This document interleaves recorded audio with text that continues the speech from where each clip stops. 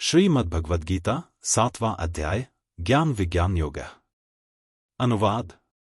भगवान श्री कृष्ण कहते हैं, हे पार्थ, मुझ में आसक्त चित्त वाला होकर मुझ में पूर्णत आश्रित होकर योग का अभ्यास कर।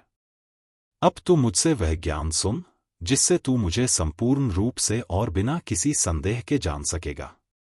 अनुवाद। मैं तुझे वह ज्ञान और विज्ञान, आत्मज्ञान सहित तत्वज्ञान संपूर्णता से समझाऊंगा जिसे जान लेने के बाद इस संसार में और कुछ जानने योग्य शेष नहीं रह जाएगा। अनुवाद। हजारों मनुष्यों में कोई एक सिद्धि के लिए प्रयास करता है और उन सिद्धियों में भी कोई दुर्लभ व्यक्ति ही मुझे तत्व से जान पाता है। मुख्य भाव। इस अध्याय में भगवान श्री कृष्ण ज्ञान और विज्ञान का वर्णन करते हैं। वे बताते हैं कि दिव्य ज्ञान के माध्यम से ही मनुष्य वास्तविक सत्य को समझ सकता है और उन्हें पूर्ण रूप से जान सकता है। यह श्लोक श्रीमद्भगवद्गीता के 7वें अध्याय का प्रथम श्लोक है।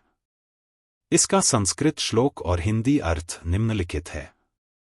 भगवान श्री कृष्ण बोले, हे पार्थ, मुझ में अनन्य प्रेम से आसक्त मन वाला और अनन्य भाव से मेरे परायण होकर योग में तत्पर हुआ तू जिस प्रकार संदेह रहित होकर मेरी संपूर्ण ऐश्वर्य, बल, विभूतियों से युक्त आत्मतत्व के रूप में मुझे जान सकेगा, वह ज्ञान अब मैं तुझे सुनाता हूं। व्याख्या।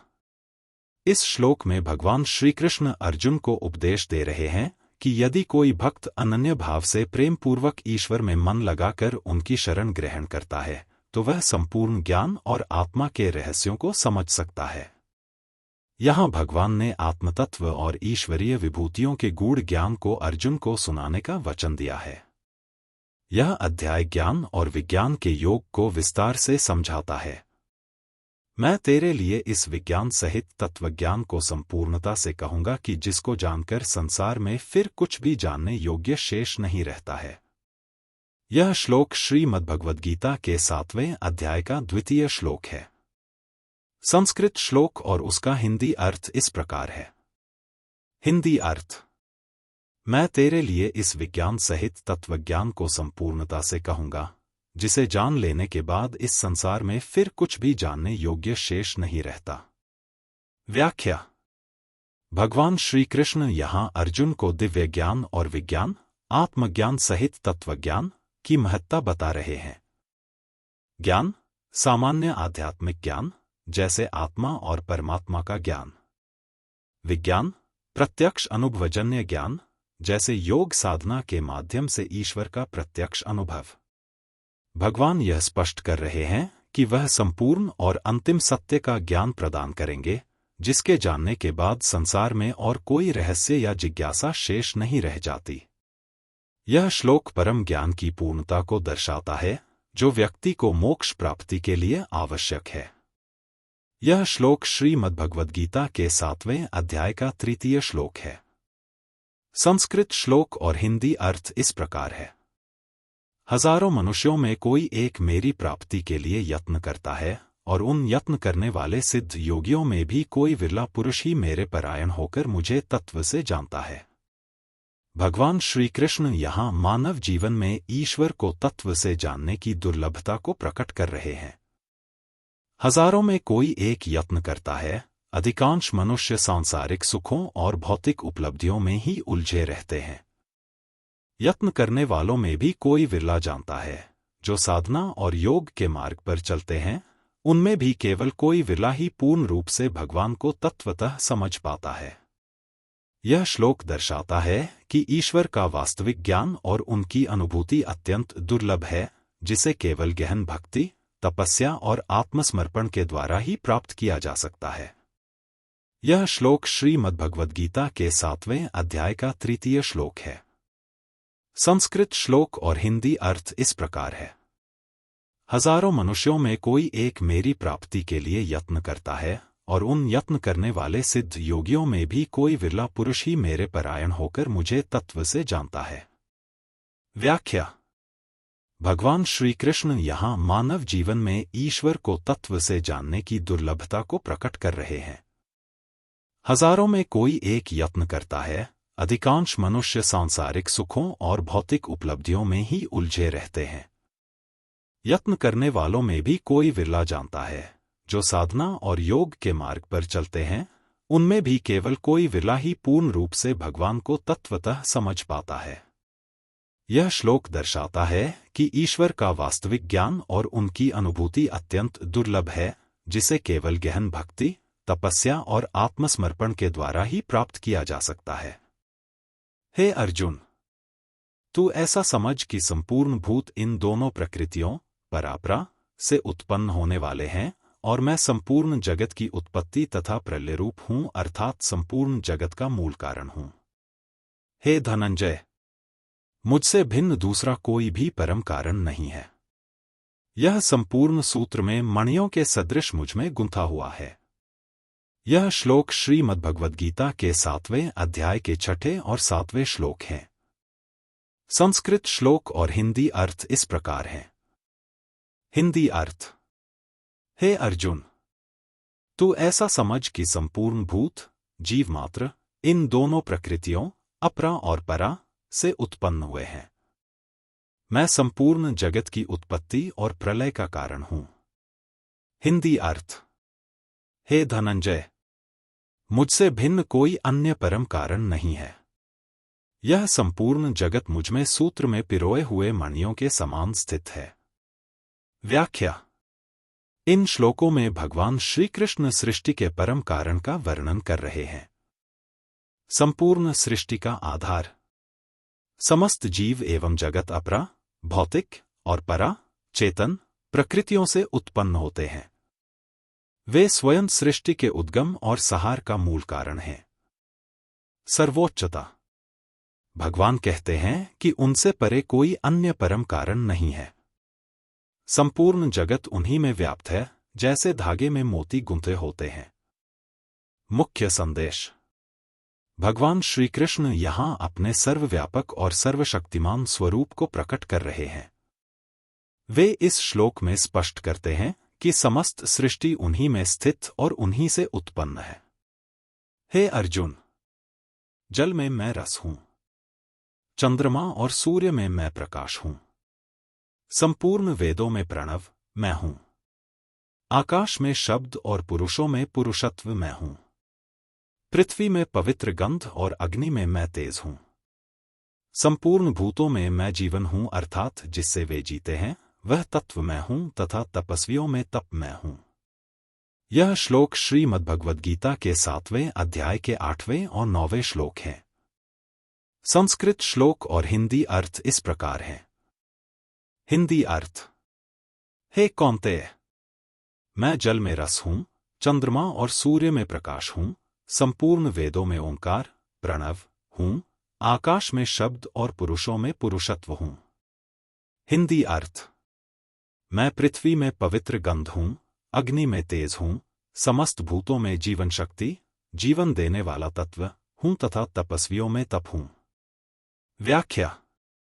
इन श्लोकों में भगवान श्री कृष्ण यह समझा रहे हैं कि वे समस्त प्रकृति और तत्वों में व्याप्त हैं। जल में रस, जीवनदायी तत्व।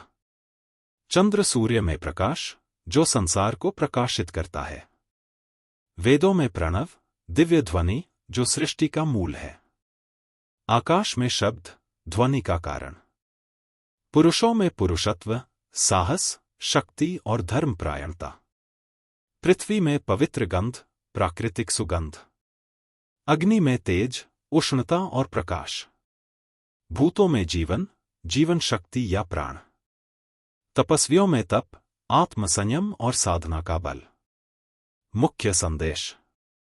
भगवान श्री कृष्ण इस श्लोक में समझाते हैं कि वे समस्त सृष्टि में सूक्ष्म रूप से व्याप्त हैं और हर तत्व में उनकी दिव्य सत्ता है। यह श्लोक श्रीमद्भगवद्गीता के 7वें अध्याय का 10वां श्लोक है। संस्कृत श्लोक और हिंदी अर्थ इस प्रकार है।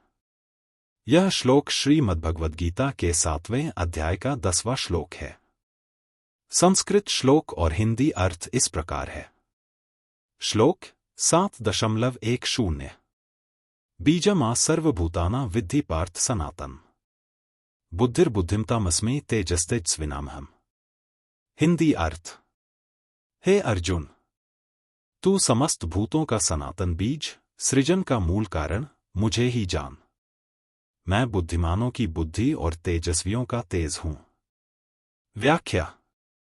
इस श्लोक में भगवान श्री कृष्ण अपनी ईश्वरीय सत्ता और सृष्टि में अपनी उपस्थिति का वर्णन कर रहे हैं। सनातन बीज। भगवान समस्त जीवों के सृजन का मूल कारण है। प्रत्येक जीवन के अस्तित्व का आधार वही है। बुद्धिमानों की बुद्धि, विवेक और ज्ञान का मूल स्रोत भगवान ही है। तेजस्वियों का तेज, जिनमें दिव्य ऊर्जा और आभा है, वह शक्ति भी श्री कृष्ण से ही उत्पन्न होती है। मुख्य संदेश। भगवान यहां स्पष्ट करते हैं कि वे ही समस्त जीवों के अस्तित्व और विशेषताओं के मूल कारण हैं। सृष्टि में जो भी गुण और शक्तियां हैं, वे उनकी दिव्य शक्ति के ही विभिन्न रूप हैं। हिंदी अर्थ। हे अर्जुन, तू समस्त भूतों का सनातन बीज, सृजन का मूल कारण, मुझे ही जान। मैं बुद्धिमानों की बुद्धि और तेजस्वियों का तेज हूं। व्याख्या। इस श्लोक में भगवान श्री कृष्ण अपनी ईश्वरीय सत्ता और सृष्टि में अपनी उपस्थिति का वर्णन कर रहे हैं। सनातन बीज, भगवान समस्त जीवों के सृजन का मूल कारण है और प्रत्येक जीवन के अस्तित्व का आधार वही है। बुद्धिमानों की बुद्धि, विवेक और ज्ञान का मूल स्रोत भगवान ही है। तेजस्वियों का तेज, जिनमें दिव्य ऊर्जा और आभा है, वह शक्ति भी श्री कृष्ण से ही उत्पन्न होती है। मुख्य संदेश। भगवान यहां स्पष्ट करते हैं कि वे ही समस्त जीवों के अस्तित्व और विशेषताओं के मूल कारण हैं। सृष्टि में जो भी गुण और शक्तियां हैं, वे उनकी दिव्य शक्ति के ही विभिन्न रूप हैं। यह श्लोक श्रीमद्भगवद्गीता के 7वें अध्याय का 11वां श्लोक है। संस्कृत श्लोक और हिंदी अर्थ इस प्रकार है। हे भरत श्रेष्ठ, मैं बलवानों का वह बल हूं जो आसक्ति और कामनाओं से रहित है, और मैं सभी भूतों में वह काम, इच्छा हूं जो धर्म के अनुकूल है। व्याख्या। भगवान श्री कृष्ण यहां अपनी विशेषताओं का वर्णन करते हुए यह समझा रहे हैं। आसक्ति और कामना रहित बल, ऐसा बल जो लोभ, मोह या स्वार्थ से प्रभावित नहीं है, बल्कि शुद्ध और पवित्र है। यह बल धर्म और कर्तव्य के पालन के लिए उपयोग किया जाता है। धर्म के अनुकूल काम। भगवान कहते हैं कि वे समस्त भूतों में वह काम, इच्छा या वासना है जो धर्मानुसार है। यह कामनाएं शास्त्रों के अनुसार उचित हैं और अधर्म या स्वार्थ से रहित होती हैं। मुख्य संदेश। यह श्लोक सिखाता है कि भगवान केवल शक्ति और इच्छा के स्रोत ही नहीं हैं, बल्कि वे सच्चे धर्म और कर्तव्य के पालन में निहित हैं। सभी गुण और इच्छाएं जब धर्म के अनुकूल होती हैं, तो वे भगवान का स्वरूप बन जाती हैं। यह श्लोक श्रीमद्भगवद्गीता के 7वें अध्याय का 12वां श्लोक है। संस्कृत श्लोक और उसका हिंदी अर्थ इस प्रकार है। जो भी सत्वगुण, शुद्धता, ज्ञान, रजोगुण, उत्साह, कर्म और तमोगुण, आलस्य, अज्ञान से उत्पन्न होने वाले भाव हैं, उन सबको तू मेरे से ही उत्पन्न जान। परंतु वास्तव में मैं उनमें स्थित नहीं हूं और वे मुझमें स्थित नहीं हैं। व्याख्या। भगवान श्री कृष्ण यहां तीनों गुणों के उद्गम और अपनी स्थिति को स्पष्ट कर रहे हैं। त्रिगुणों का उद्गम। सत्वगुण, रजोगुण और तमोगुण, ये तीनों गुण प्रकृति के भिन्न भिन्न भाव हैं जो सृष्टि के सभी कार्यों को प्रभावित करते हैं। ये गुण भगवान से उत्पन्न होते हैं क्योंकि वे ही प्रकृति के मूल कारण हैं। भगवान का तटस्थ भाव। हालांकि ये गुण उनसे उत्पन्न होते हैं, परंतु वे इनसे अप्रभावित और तटस्थ रहते हैं। भगवान स्वयं त्रिगुणातीत हैं, अर्थात गुणों से परे हैं। आध्यात्मिक संदेश। जीवात्मा गुणों के प्रभाव में रहता है, जबकि भगवान उनसे परे हैं। संसार में जो भी घटनाएं घटती हैं, वे इन गुणों के कारण होती हैं, लेकिन ईश्वर इससे अछूते रहते हैं। मुख्य संदेश। भगवान श्री कृष्ण समझा रहे हैं कि समस्त सृष्टि के कार्य त्रिगुणों के प्रभाव से होते हैं, लेकिन वे स्वयं गुणातीत और परम स्वतंत्र हैं। उनका स्वरूप शुद्ध, दिव्य और अचल है। आपने श्रीमद्भगवद्गीता का एक और गहरा और महत्वपूर्ण श्लोक उद्धृत किया है। यह श्लोक त्रिगुणों, सत्व, रजस और तमस के प्रभाव और भगवान की महिमा को समझाता है। श्लोक का सार: भगवान श्री कृष्ण अर्जुन को बताते हैं कि जो भी भाव सत्वगुण, रजोगुण और तमोगुण से उत्पन्न होते हैं, वे सब भगवान से ही उत्पन्न होते हैं। लेकिन वास्तव में भगवान उन गुणों में और वे गुण भगवान में नहीं होते। मुख्य बिंदु: सत्वगुण। सत्वगुण से उत्पन्न होने वाले भाव पवित्रता, ज्ञान और सदाचार से संबंधित होते हैं। रजोगुण। रजोगुण से उत्पन्न होने वाले भाव गतिविधि, इच्छा और असंतोष से संबंधित होते हैं। तमोगुण। तमोगुण से उत्पन्न होने वाले भाव आलस्य, अज्ञान और अंधकार से संबंधित होते हैं। भगवान से उत्पन्न, यह बताया जा रहा है कि ये सभी भाव भगवान से ही उत्पन्न होते हैं, क्योंकि वे सृष्टि के आधार हैं। भगवान का अंश। भगवान इन गुणों में और ये गुण भगवान में नहीं होते, क्योंकि भगवान अज्ञेय, निराकार और सर्वव्यापी हैं। वे इन गुणों से परे हैं और उन्हें नियंत्रित करते हैं। इस श्लोक का संदेश यह है कि सत्वगुण, रजोगुण और तमोगुण सभी भगवान से उत्पन्न होते हैं, लेकिन भगवान इन गुणों से परे हैं। यह विचार आत्मा के शुद्ध और दिव्य स्वभाव को भी दर्शाता है। आपके द्वारा साझा किए गए इस श्लोक और उसके अर्थ का विश्लेषण बहुत ही प्रेरणादायक और शिक्षाप्रद है। यह श्लोक श्रीमद्भगवद्गीता के 7वें अध्याय का 13वां श्लोक है। संस्कृत श्लोक और हिंदी अर्थ इस प्रकार है: यह सारा संसार त्रिगुणों, सात्विक, राजसिक और तामसिक के प्रभाव से मोहित हो रहा है, और इसलिए वह मुझ अविनाशी परम तत्व को, जो इन तीनों गुणों से परे है, तत्व से नहीं जान पाता। व्याख्या: भगवान श्री कृष्ण यहाँ यह स्पष्ट कर रहे हैं कि सृष्टि में समस्त प्राणी और पदार्थ त्रिगुणों के प्रभाव से कार्यरत हैं, और इन गुणों से प्रभावित होकर वे भगवान की सच्ची दिव्य सत्ता को नहीं पहचान पाते। गुणों का प्रभाव: सात्विक गुण शांति, ज्ञान और सत्य के प्रवर्तक होते हैं। राजसिक गुण क्रिया, संघर्ष और आसक्ति से जुड़ा होता है। तामसिक गुण आलस्य, अज्ञान और नाश की ओर प्रवृत्त करता है। इन तीन गुणों से प्रभावित होकर जीवात्माएं सच्चे परम तत्व को पहचानने में असमर्थ हो जाती हैं। भगवान का परे होना। भगवान श्री कृष्ण इस श्लोक में यह बताते हैं कि वे इन गुणों से परे हैं।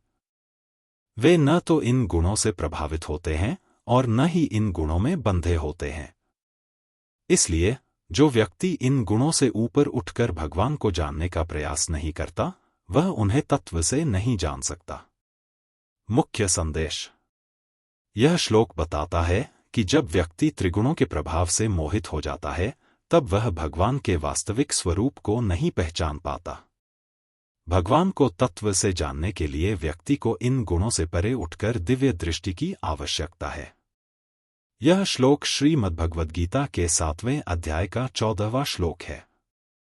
संस्कृत श्लोक और उसका हिंदी अर्थ इस प्रकार है: यह मेरी दिव्य माया, जो त्रिगुणों से युक्त और अत्यंत कठिन है, परंतु जो पुरुष केवल मुझको ही निरंतर भजते हैं, वे इस माया को पार कर जाते हैं, अर्थात संसार के बंधन से मुक्त हो जाते हैं। व्याख्या: भगवान श्री कृष्ण इस श्लोक में अपनी माया का वर्णन कर रहे हैं। दैवी माया। भगवान की माया अत्यंत अद्भुत और रहस्यमयी है, जो त्रिगुणों से युक्त है: सात्विक, राजसिक, तामसिक। यह माया इतनी जटिल है कि सामान्य व्यक्ति इसके प्रभाव से बच पाना बहुत कठिन होता है। माया से उन्मुक्ति। जिन व्यक्तियों ने भगवान की शरण में पूर्ण समर्पण किया है और केवल भगवान का भजन करते हैं, वे इस माया से मुक्त हो जाते हैं। भगवान के भजन और उनकी दिव्य उपासना से यह माया पार की जा सकती है, जिससे संसार के बंधन से मुक्ति मिलती है। मुख्य संदेश: यह श्लोक स्पष्ट करता है कि भगवान की माया अत्यंत रहस्यमयी और कठिन है, लेकिन जिन व्यक्तियों ने पूरी श्रद्धा और भक्ति से भगवान को अपना शरणदाता माना है, वे इस माया को पार करके आत्मज्ञान और मुक्ति प्राप्त कर सकते हैं। भगवान की भक्ति ही माया के बंधनों से उबारने का एकमात्र उपाय है। यह अलौकिक अर्थात अति अद्भुत त्रिगुणमयी मेरी माया बड़ी दुस्तर है, परंतु जो पुरुष केवल मुझको ही निरंतर भजते हैं, वे इस माया को उल्लंघन कर जाते हैं, अर्थात संसार से तर जाते हैं। श्री कृष्ण के इस श्लोक का अर्थ बहुत ही गहन और महत्वपूर्ण है। यह श्लोक माया, भौतिक जगत की भ्रांति और भक्ति, ईश्वर की आराधना के संबंध में है। अर्थ: यह अलौकिक त्रिगुणमयी मेरी माया बड़ी दुस्तर है, परंतु जो पुरुष केवल मुझको ही निरंतर भजते हैं, वे इस माया को उल्लंघन कर जाते हैं, अर्थात संसार से तर जाते हैं। व्याख्या: अलौकिक त्रिगुणमयी माया, श्री कृष्ण बताते हैं कि यह माया, जो सत्व, रजस और तमस गुणों से बनी है, अति अद्भुत और दुस्तर है। इसका मायाजाल ऐसा है कि इसे पार करना अत्यंत कठिन है। मुझको निरंतर भजते हैं वे व्यक्ति जो निरंतर भगवान की भक्ति और आराधना करते हैं, उनकी माया से मुक्त हो जाते हैं। उनकी भक्ति इतनी प्रबल होती है कि वे भौतिक जगत की भ्रांति से ऊपर उठ जाते हैं। माया का उल्लंघन: जो भक्त भगवान की शरण में आते हैं और उनकी भक्ति करते हैं, वे इस माया को पार कर जाते हैं और संसार के बंधनों से मुक्त हो जाते हैं। इस श्लोक का मुख्य संदेश यह है कि भगवान की भक्ति और आराधना ही माया से मुक्ति का मार्ग है। जिनकी भक्ति सच्ची और निरंतर होती है, वे ही संसार के बंधनों से मुक्त होकर वास्तविक शांति और मोक्ष प्राप्त करते हैं। माया के द्वारा हरे हुए ज्ञान वाले और आसुरी स्वभाव को धारण किए हुए तथा मनुष्यों में नीच और दूषित कर्म करने वाले मूढ़ लोग मुझे नहीं भजते हैं। यह श्लोक श्रीमद्भगवद्गीता के 7वें अध्याय का 15वां श्लोक है। संस्कृत श्लोक और हिंदी अर्थ इस प्रकार है: माया से भ्रमित हुए ज्ञान वाले और आसुरी स्वभाव वाले लोग, जो नीच कर्म करने वाले होते हैं, वे मुझे भजते नहीं हैं। व्याख्या: भगवान श्री कृष्ण यहाँ उन लोगों के बारे में बात कर रहे हैं जो भगवान की शरण में नहीं आते। माया से भ्रमित: माया के प्रभाव से जिनका ज्ञान विकृत हो गया है, वे भगवान की सच्चाई को नहीं समझ पाते।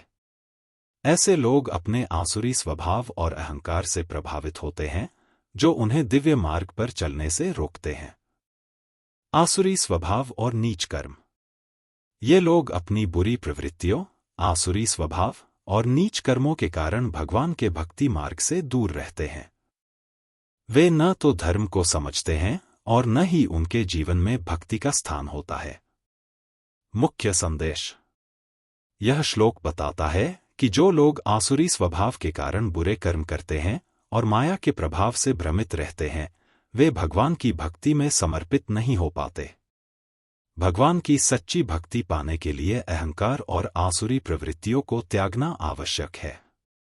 आपने श्रीमद्भगवद्गीता का एक और महत्वपूर्ण श्लोक उद्धृत किया है। इस श्लोक में भगवान श्री कृष्ण उन लोगों के बारे में बात कर रहे हैं जो माया के प्रभाव में आकर आसुरी स्वभाव को धारण करते हैं और नीच एवं दूषित कर्म करते हैं। श्लोक का सार: माया के द्वारा हरे हुए ज्ञान वाले, आसुरी स्वभाव को धारण किए हुए और मनुष्यों में नीच एवं दूषित कर्म करने वाले मूढ़ लोग मुझे नहीं भजते हैं। मुख्य बिंदु: माया के द्वारा हरे हुए ज्ञान वाले, जिनका ज्ञान माया द्वारा छीन लिया गया है। माया, जो त्रिगुणों सत्व, रजस, तमस से बनी है, उन्हें भ्रमित कर देती है। आसुरी स्वभाव: जो लोग आसुरी, दानवीय स्वभाव को धारण करते हैं, उनका व्यवहार और कर्म धर्म के विपरीत होते हैं। नीच एवं दूषित कर्म: जो मनुष्यों में नीचता और दूषित कर्म करते हैं, वे लोग गलत और अनैतिक कार्यों में लिप्त होते हैं। मूढ़ लोग: ऐसे लोग भगवान की भक्ति नहीं करते। वे अज्ञानता और भ्रम में जीते हैं और अपने कर्तव्यों और धर्म से विचलित रहते हैं। इस श्लोक का मुख्य संदेश यह है कि जो लोग माया के प्रभाव में आकर आसुरी स्वभाव धारण करते हैं और नीच कर्मों में लिप्त होते हैं, वे भगवान की भक्ति और आराधना नहीं करते। उनके जीवन में अज्ञानता और भ्रम का प्रभुत्व होता है और वे सही मार्ग से भटक जाते हैं। यह श्लोक श्रीमद्भगवद्गीता के 7वें अध्याय का 16वां श्लोक है। संस्कृत श्लोक और उसका हिंदी अर्थ इस प्रकार है। हे अर्जुन, 4 प्रकार के सुकृतिन पुण्यात्मा लोग मेरी भक्ति करते हैं: आर्त, जिज्ञासु, अर्थार्थी और ज्ञानी। व्याख्या: भगवान श्री कृष्ण इस श्लोक में अर्जुन से कहते हैं कि 4 प्रकार के पुण्यात्मा लोग उनकी भक्ति करते हैं। आर्त, जो लोग दुख और कष्ट में होते हैं, वे भगवान की शरण लेते हैं। जिज्ञासु, जो लोग ज्ञान की खोज में होते हैं और सत्य को जानना चाहते हैं। अर्थार्थी, जो लोग धन, संपत्ति और भौतिक सुखों की कामना करते हैं। ज्ञानी, जो लोग सत्य और ज्ञान को जान चुके हैं और भगवान की भक्ति में लीन रहते हैं। यह श्लोक दर्शाता है कि भगवान की शरण में आने वाले लोग विभिन्न प्रकार के हो सकते हैं, लेकिन सभी किसी न किसी रूप में भगवान की ओर आकर्षित होते हैं और उनकी भक्ति करते हैं। यह श्लोक श्रीमद्भगवद्गीता के 7वें अध्याय का 17वां श्लोक है। संस्कृत श्लोक और हिंदी अर्थ इस प्रकार है। हिंदी अर्थ: उनमें से जो नित्य मेरे साथ एक ही भाव से स्थित होते हैं, जो अनन्य प्रेम से मुझे भजते हैं, वे ज्ञानी भक्त सबसे उत्तम होते हैं। ऐसे भक्त को मैं अत्यंत प्रिय हूं और वह भक्त मुझे अत्यंत प्रिय है। व्याख्या: भगवान श्री कृष्ण यहां यह स्पष्ट कर रहे हैं कि भक्तों के 4 प्रकार होते हैं और इन चारों में सर्वोत्तम वे होते हैं जो अनन्य भक्ति और नित्य एक ही भाव से भगवान को भजते हैं। ज्ञानी भक्त का स्थान: भगवान के प्रति समर्पण और प्रेम में अभिन्न और निरंतर स्थित होने वाला ज्ञानी भक्त सबसे उत्तम होता है। ऐसे भक्त भगवान को तत्व से जानते हैं और वे भगवान के साथ अपने संबंध में शुद्ध प्रेम और भक्ति रखते हैं। भगवान और भक्त का आपसी प्रेम: भगवान कहते हैं कि मुझे ऐसे भक्त बहुत प्रिय हैं और वे मुझे सच्चे प्रेम और श्रद्धा से भजते हैं। ये भक्त मेरी दिव्य माया और संसार के बंधनों से मुक्त हो जाते हैं और अंत में मेरे परम धाम में स्थान पाते हैं। मुख्य संदेश: यह श्लोक भगवान की भक्ति के सर्वोत्तम रूप की व्याख्या करता है। जो भक्त अपने हृदय में पूर्ण रूप से भगवान के प्रति प्रेम और विश्वास रखते हैं, वे भगवान के अत्यंत प्रिय होते हैं और वे आत्मा के शुद्ध रूप में भगवान के साथ एकाकार हो जाते हैं। यह श्लोक श्रीमद्भगवद्गीता के 7वें अध्याय का 18वां श्लोक है। संस्कृत श्लोक और उसका हिंदी अर्थ इस प्रकार है। आपने श्रीमद्भगवद्गीता का एक और गहरा और महत्वपूर्ण श्लोक उद्धृत किया है, जिसमें भगवान श्री कृष्ण भक्ति और ज्ञान की महत्ता को स्पष्ट कर रहे हैं। अर्थ: ये सभी उदार हैं, अर्थात श्रद्धा सहित मेरे भजन के लिए समय लगाने वाले उत्तम हैं, परंतु ज्ञानी तो साक्षात मेरा स्वरूप ही है, ऐसा मेरा मत है। क्योंकि वह मदगत मन बुद्धि वाला ज्ञानी भक्त अति उत्तम गति स्वरूप मुझमें ही अच्छी प्रकार स्थित है। व्याख्या: भगवान श्री कृष्ण कहते हैं कि 4 प्रकार के भक्त, आर्त, जिज्ञासु, अर्थार्थी और ज्ञानी, सभी उदार और भक्ति में समर्पित होते हैं। लेकिन ज्ञानी भक्त, जो सच्चे ज्ञान में स्थित है और जिसने अपनी मन और बुद्धि को भगवान में ही स्थित कर दिया है, वह साक्षात भगवान का स्वरूप ही होता है। यह ज्ञानी भक्त भगवान में ही आत्मसात हो जाता है और उसे ही उत्तम गति प्राप्त होती है। मुख्य बिंदु: श्रद्धा सहित भजन। सभी प्रकार के भक्त जो श्रद्धा और समर्पण के साथ भगवान की भक्ति करते हैं, वे उत्तम हैं। ज्ञानी भक्त भगवान का साक्षात स्वरूप होता है। उसकी मन और बुद्धि भगवान में स्थित होती है। उत्तम गतिक: ज्ञानी भक्त भगवान में आत्मसात होकर उत्तम गतिक को प्राप्त करता है। यह श्लोक हमें यह सिखाता है कि भक्ति में ज्ञान का महत्व अत्यधिक होता है। ज्ञानी भक्त जो सच्चे ज्ञान और भगवान की प्राप्ति में स्थित है, वह सर्वोत्तम है। यह श्लोक श्रीमद्भगवद्गीता के 7वें अध्याय का 19वां श्लोक है और इसका अर्थ भगवान श्री कृष्ण के दृष्टिकोण से भक्ति और ज्ञान के संबंध को स्पष्ट करता है। पूरा श्लोक इस प्रकार है। कई जन्मों के अंत में जो ज्ञानी मुझको तत्व से जानकर केवल मुझी को स्वीकार करता है और कहता है कि सर्वम वासुदेव ही है, वह महात्मा बहुत ही दुर्लभ है। व्याख्या। कई जन्मों का अनुभव। भगवान श्री कृष्ण बताते हैं कि कोई भी भक्त जब तक सच्चे ज्ञान को प्राप्त नहीं करता तब तक वह अनेक जन्मों में भ्रमित रहता है, परंतु जब वह व्यक्ति कई जन्मों के बाद वास्तविक ज्ञान को प्राप्त कर लेता है और यह जानता है कि सर्वव्यापक ब्रह्मा परमात्मा वासुदेव ही हैं, तब वह आत्म साक्षात्कार प्राप्त करता है। ज्ञान का श्रेष्ठतम रूप। इस श्लोक में भगवान कहते हैं कि वह ज्ञानी भक्त ही सर्वोत्तम है जो तत्व ज्ञान के अंतर्गत यह सच्चाई जानता है कि संपूर्ण सृष्टि और जीवन का आधार वासुदेव ही है। ऐसे भक्त का ज्ञान केवल भक्ति के माध्यम से ही प्राप्त होता है और वह अपने सच्चे स्वरूप को पहचानता है। महात्मा की दुर्लभता। भगवान श्री कृष्ण यह कहते हैं कि इस ज्ञान को प्राप्त करने वाला भक्त जो सच्चे रूप से वासुदेव में विश्वास रखता है वह अत्यंत दुर्लभ होता है। यह ज्ञान बहुत कठिन होता है और इसे प्राप्त करना बहुत से लोगों के लिए संभव नहीं होता। केवल कुछ ही भक्त इस स्तर के ज्ञान तक पहुंच पाते हैं। मुख्य संदेश। यह श्लोक हमें यह सिखाता है कि जो व्यक्ति भगवान के तत्व को जानता है और यह स्वीकार करता है कि सब कुछ वासुदेव ही है, वह उच्चतम ज्ञान प्राप्त करता है। ऐसे भक्तों को भगवान बहुत प्रिय होते हैं और उनकी भक्ति अत्यधिक दुर्लभ और अनमोल मानी जाती है। यह श्लोक भगवान के पूर्ण रूप की समझ और सच्ची भक्ति की महिमा को प्रकट करता है। यह श्लोक श्रीमद्भगवद्गीता के 7वें अध्याय का 20वां श्लोक है। संस्कृत श्लोक और उसका हिंदी अर्थ इस प्रकार है। आपने श्रीमद्भगवद्गीता का एक और महत्वपूर्ण श्लोक उद्धृत किया है जो भौतिक इच्छाओं और उनसे उत्पन्न होने वाले परिणामों के बारे में है। अर्थ, उन भोगों की कामना द्वारा जिनका ज्ञान हरा जा चुका है, वे लोग अपने स्वभाव से प्रेरित होकर उस नियम को धारण करके अन्य देवताओं को भजते हैं अर्थात पूजते हैं। व्याख्या। भोगों की कामना द्वारा ज्ञान हरा जा चुका, जिन लोगों का ज्ञान भौतिक इच्छाओं और कामनाओं से ढका हुआ है, वे अपने सच्चे आत्मज्ञान को खो देते हैं। स्वभाव से प्रेरित होकर ऐसे लोग अपने स्वभाव और इच्छाओं के वश में होकर विभिन्न नियमों और अनुष्ठानों का पालन करते हैं। अन्य देवताओं की पूजा। वे लोग विभिन्न देवताओं की पूजा और आराधना करते हैं क्योंकि उनकी इच्छाएं और कामनाएं उन्हें उस दिशा में प्रेरित करती हैं। इस श्लोक का मुख्य संदेश यह है कि भौतिक इच्छाओं और कामनाओं से ढका हुआ ज्ञान व्यक्ति को भ्रमित कर देता है और वह अपने सच्चे आत्मज्ञान से दूर हो जाता है। ऐसे लोग विभिन्न देवताओं की पूजा करते हैं, लेकिन वे परमात्मा के सच्चे स्वरूप को नहीं पहचान पाते। आपके द्वारा साझा किया गया यह श्लोक और उसका अर्थ बहुत ही प्रेरणादायक और शिक्षाप्रद है।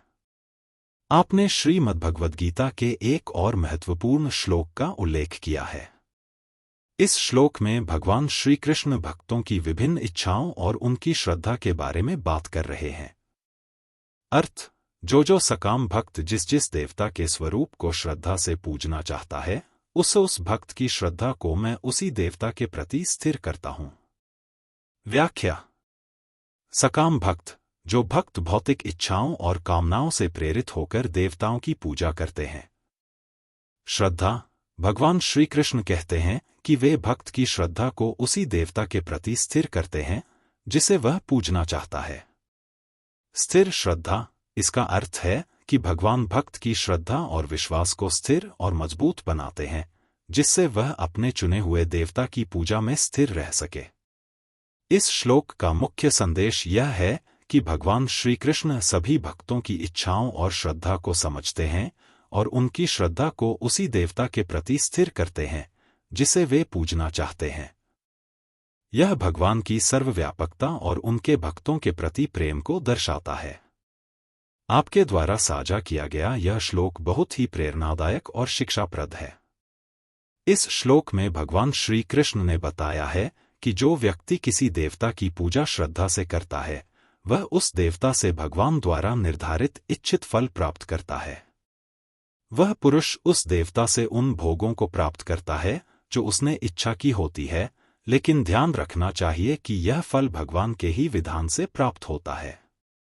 भगवान श्री कृष्ण इस श्लोक में यह स्पष्ट करते हैं कि जो भी भोग या इच्छाएं पूरी होती हैं, वे उनके द्वारा ही संचालित होती हैं और वास्तव में हर परिणाम उनके द्वारा निर्धारित होता है। यह श्लोक यह भी समझाता है कि भगवान के आदेश के बिना कुछ भी संभव नहीं होता, चाहे वह किसी देवता की पूजा हो या कोई अन्य कार्य। यह भक्ति मार्ग को सही दिशा में समझने का एक अवसर है, क्योंकि प्रत्येक कार्य और फल में भगवान की उपस्थिति और उनकी इच्छा निहित होती है। इस श्लोक में भगवान श्री कृष्ण ने बताया है कि जो व्यक्ति किसी देवता की पूजा श्रद्धा से करता है, वह उस देवता से भगवान द्वारा निर्धारित इच्छित फल प्राप्त करता है। वह पुरुष उस देवता से उन भोगों को प्राप्त करता है जो उसने इच्छा की होती है, लेकिन ध्यान रखना चाहिए कि यह फल भगवान के ही विधान से प्राप्त होता है। भगवान श्री कृष्ण इस श्लोक में यह स्पष्ट करते हैं कि जो भी भोग या इच्छाएं पूरी होती हैं, वे उनके द्वारा ही संचालित होती हैं और वास्तव में हर परिणाम उनके द्वारा निर्धारित होता है। यह श्लोक यह भी समझाता है कि भगवान के आदेश के बिना कुछ भी संभव नहीं होता, चाहे वह किसी देवता की पूजा हो या कोई अन्य कार्य। यह भक्ति मार्ग को सही दिशा में समझने का एक अवसर है, क्योंकि प्रत्येक कार्य और फल में भगवान की उपस्थिति और उनकी इच्छा निहित होती है। आपने श्रीमद्भगवद्गीता का बहुत ही महत्वपूर्ण और गहरा श्लोक उद्धृत किया है। यह श्लोक भक्तों की इच्छाओं और भक्ति के महत्व को स्पष्ट करता है। मुख्य बिंदु: श्रद्धा से पूजा। जो भक्त किसी देवता की श्रद्धा से पूजा करते हैं, उन्हें उनके द्वारा वांछित फल प्राप्त होता है। भगवान का विधान: भगवान श्री कृष्ण स्पष्ट करते हैं कि चाहे वह फल किसी भी देवता से प्राप्त हो, परंतु वास्तव में वह फल भगवान के ही विधान से मिलता है।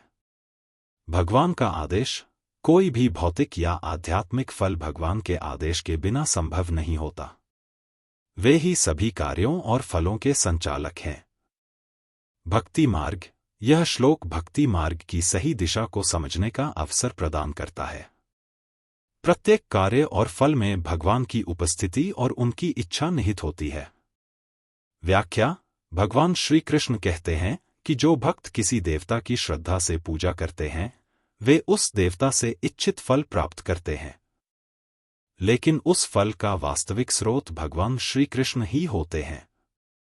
इसका अर्थ यह है कि सभी फल और इच्छाएं भगवान के आदेश और विधान से ही प्राप्त होती हैं। वे ही सभी कार्यों के मूल आधार हैं और उनकी इच्छा के बिना कुछ भी संभव नहीं होता। इस श्लोक का संदेश यह है कि भक्ति मार्ग में सच्ची श्रद्धा और विश्वास भगवान में ही होना चाहिए। चाहे कोई किसी भी देवता की पूजा करे, परंतु सभी फलों का वास्तविक स्रोत भगवान श्री कृष्ण ही हैं। यह श्लोक श्रीमद्भगवद्गीता के 7वें अध्याय श्लोक 20 का भाग है। इस श्लोक में भगवान श्री कृष्ण ने बताया है, वह पुरुष उस श्रद्धा से युक्त होकर उस देवता का पूजन करता है और उस देवता से मेरे द्वारा ही विधान किए हुए उन इच्छित भोगों को निःसंदेह प्राप्त करता है। यह श्लोक यह सिद्धांत प्रस्तुत करता है कि यदि कोई व्यक्ति श्रद्धा और विश्वास से किसी देवता की पूजा करता है, तो उस पूजा से उसे वह फल प्राप्त होता है जो उसने चाहा होता है। लेकिन भगवान कृष्ण यहाँ यह स्पष्ट करते हैं कि उस फल को प्राप्त करने का माध्यम वह देवता होते हुए भी वह फल असल में भगवान की इच्छा और विधान से ही मिलता है। अर्थात भगवान श्री कृष्ण के नियंत्रण में सभी कार्य और फल होते हैं। यह श्लोक यह भी दर्शाता है कि भले ही कोई व्यक्ति किसी विशिष्ट देवता की पूजा करता हो, अंततः वह फल परमात्मा श्री कृष्ण के ही आदेश से प्राप्त होता है, क्योंकि सर्वसत्तात्मक सत्ता वही है। अर्थ: वह पुरुष उस श्रद्धा से युक्त होकर उस देवता का पूजन करता है और उस देवता से मेरे द्वारा ही विधान किए हुए उन इच्छित भोगों को निःसंदेह प्राप्त करता है। व्याख्या: श्रद्धा से युक्त होकर जो भक्त श्रद्धा और विश्वास के साथ किसी देवता की पूजा करता है। देवता का पूजन: वह भक्त उस विशेष देवता की पूजा और आराधना करता है। इच्छित भोग: भगवान श्री कृष्ण बताते हैं कि उस भक्त को उस देवता से वे इच्छित भोग प्राप्त होते हैं जो भगवान द्वारा ही विधान किए गए होते हैं।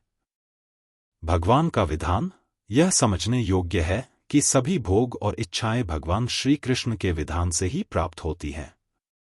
इस श्लोक का मुख्य संदेश यह है कि भगवान श्री कृष्ण ही सभी इच्छाओं और भोगों का मूल स्रोत है। चाहे कोई किसी भी देवता की पूजा करता हो, लेकिन उसे प्राप्त होने वाले सभी फल भगवान के ही आदेश और विधान से प्राप्त होते हैं। यह श्लोक भगवान की सर्वव्यापकता और उनकी अनुकंपा को दर्शाता है। यह श्लोक श्रीमद्भगवद्गीता के 7वें अध्याय श्लोक 23 का अंश है। इस श्लोक में भगवान श्री कृष्ण ने अल्प बुद्धि, निम्न विचारधारा वाले व्यक्तियों के बारे में बताया और उनका दृष्टिकोण स्पष्ट किया।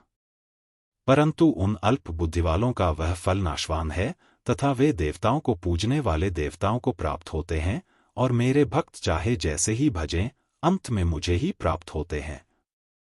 इस श्लोक में भगवान श्री कृष्ण यह स्पष्ट करते हैं कि जो लोग देवताओं की पूजा करते हैं, उनका फल नाशवान, अस्थायी होता है।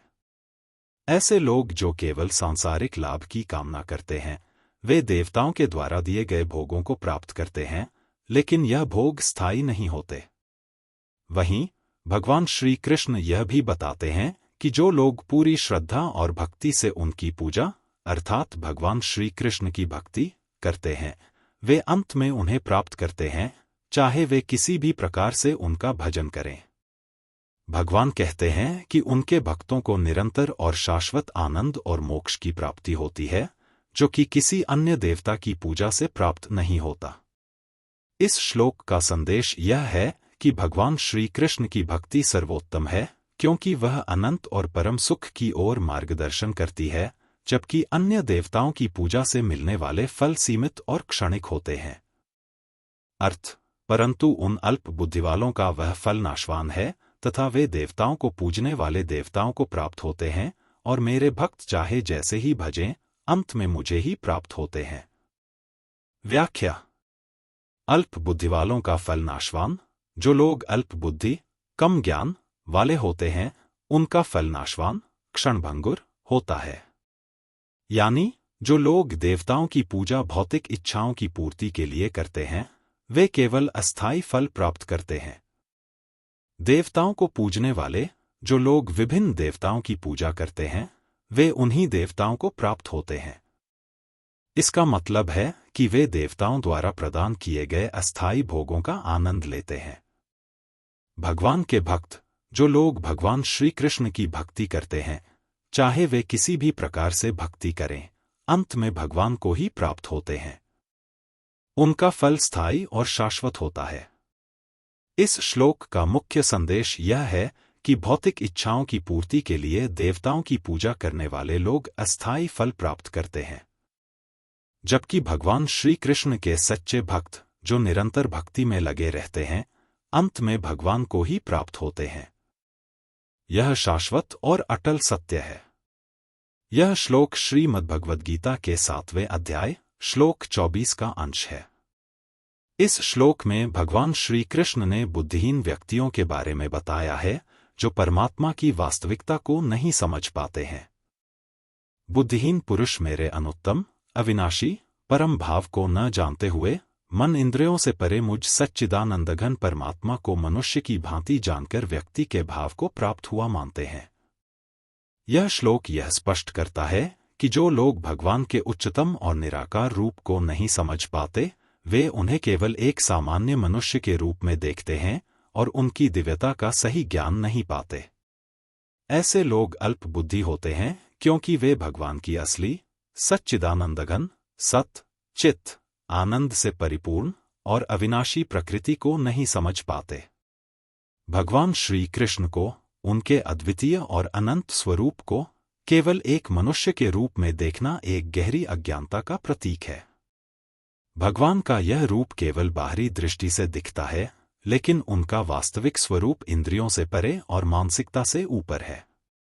यह श्लोक यह भी बताता है कि जो व्यक्ति भगवान को केवल एक सामान्य मनुष्य की तरह समझते हैं, वे उनसे उनके वास्तविक और दिव्य रूप का संपूर्ण अनुभव प्राप्त नहीं कर पाते। इसलिए शुद्ध भक्ति और ज्ञान के माध्यम से ही भगवान की असली स्वरूप की प्राप्ति होती है।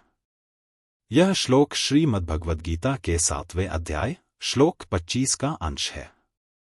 इस श्लोक में भगवान श्री कृष्ण ने अपने वास्तविक स्वरूप को समझाने के लिए योगमाया के महत्व को बताया है। अपनी योगमाया से छिपा हुआ मैं सबके प्रत्यक्ष नहीं होता, इसलिए यह अज्ञानी जन समुदाय मुझ जन्मरहित अविनाशी परमात्मा को तत्व से नहीं जानता है, अर्थात मुझको जन्मने मरने वाला समझता है।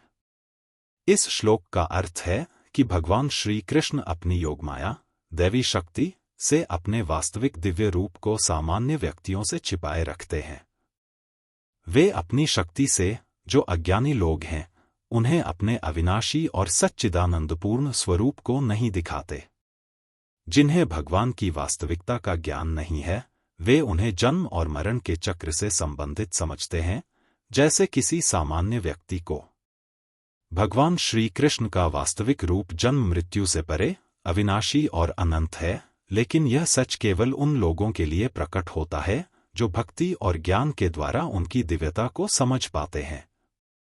भगवान का यह श्लोक यह बताता है कि वे केवल बाहरी रूप में नहीं, बल्कि अपनी गहरी योगमाया से सभी रूपों में और सभी कालों में विद्यमान रहते हैं। जो लोग ईश्वर की भक्ति, योग और आत्मज्ञान में दृढ़ विश्वास रखते हैं, वही उनके वास्तविक स्वरूप को पहचान पाते हैं। यह श्लोक श्रीमद्भगवद्गीता के 7वें अध्याय श्लोक 26 का अंश है।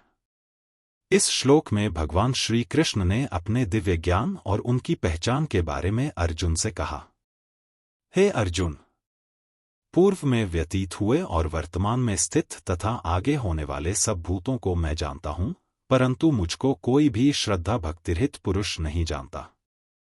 इस श्लोक का अर्थ है कि भगवान श्री कृष्ण पूरे ब्रह्मांड के साथ साथ भूतकाल, वर्तमान और भविष्य के सभी घटनाओं को जानते हैं।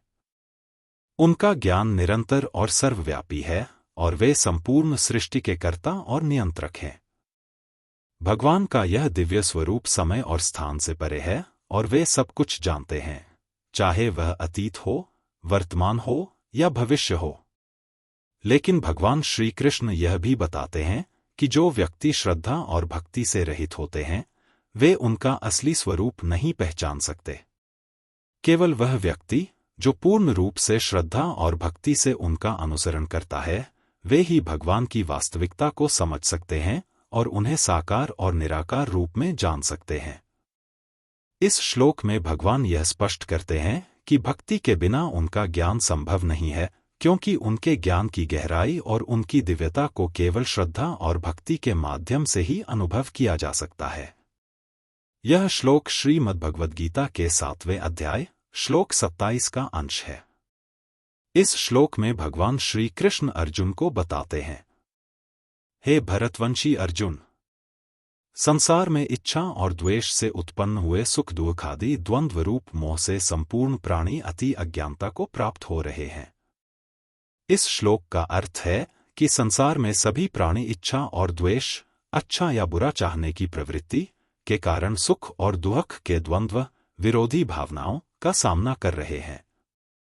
यह द्वंद्व उनके मन और हृदय में भ्रम उत्पन्न करते हैं, जिससे वे मोह, अज्ञानता में डूब जाते हैं। भगवान श्री कृष्ण यहाँ यह स्पष्ट करते हैं कि इच्छा, जो हमें भोगों और सुखों की प्राप्ति की ओर आकर्षित करती है, और द्वेष, जो हमें कष्टों और विपत्तियों से बचने की कोशिश करने में उलझा देता है, के कारण व्यक्ति के भीतर मोह उत्पन्न होता है, जो उसकी अज्ञानता को और बढ़ाता है। यह मोह व्यक्ति को उसके सच्चे आत्मज्ञान से दूर करता है और वह संसार में उलझकर आत्मा की वास्तविकता को नहीं पहचान पाता।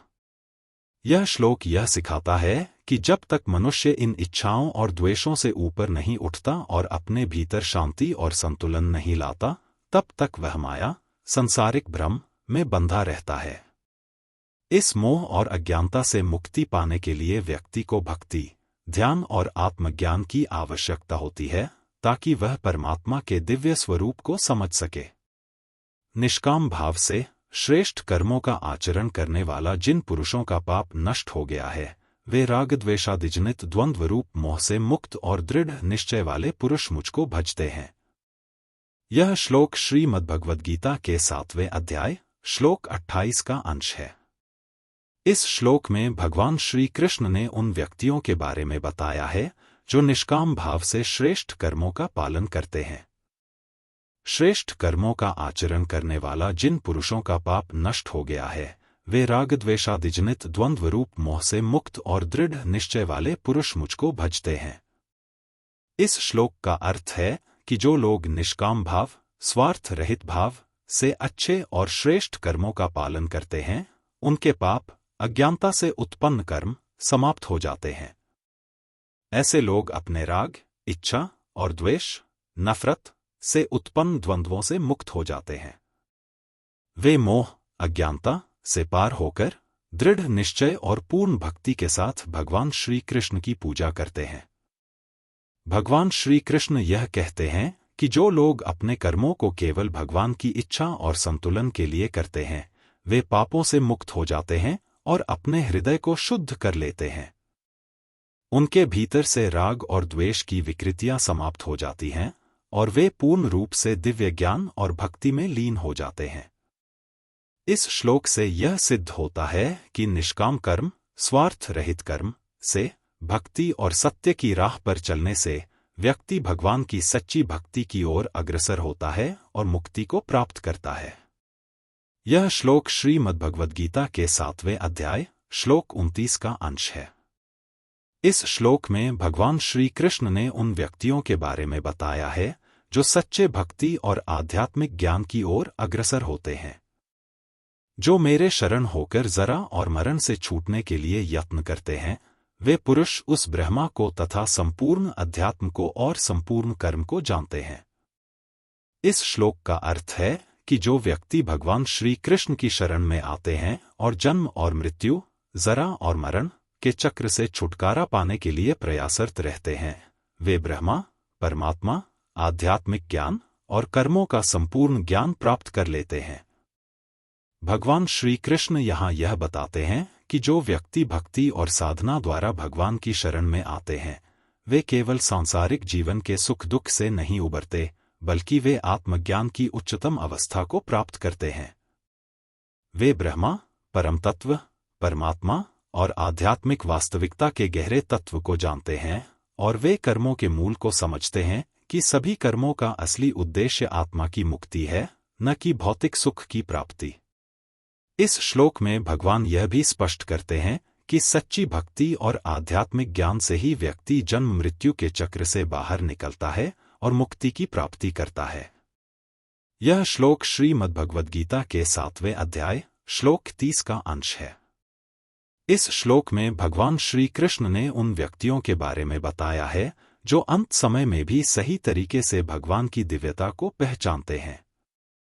जो पुरुष अधिभूत और अधिदैव के सहित तथा अधियज्ञ के सहित सबका आत्मरूप मुझे अंतकाल में भी जानते हैं, वे युक्त चित्त वाले पुरुष मुझको ही जानते हैं, अर्थात मुझको ही प्राप्त होते हैं। इस श्लोक का अर्थ है कि जो व्यक्ति अधिभूत, संसार, अधिदैव, देवताओं का रूप और अधियज्ञ, सर्वभूतों के आत्मस्वरूप के समग्र रूप को जानकर भगवान को अंतकाल में याद करते हैं, वे युक्त चित्त, ध्यान और भक्ति में पूर्ण रूप से एकाग्र पुरुष होते हैं। ऐसे व्यक्ति भगवान श्री कृष्ण के सर्वोत्तम स्वरूप को पहचानते हैं और अंत में उन्हें ही प्राप्त करते हैं।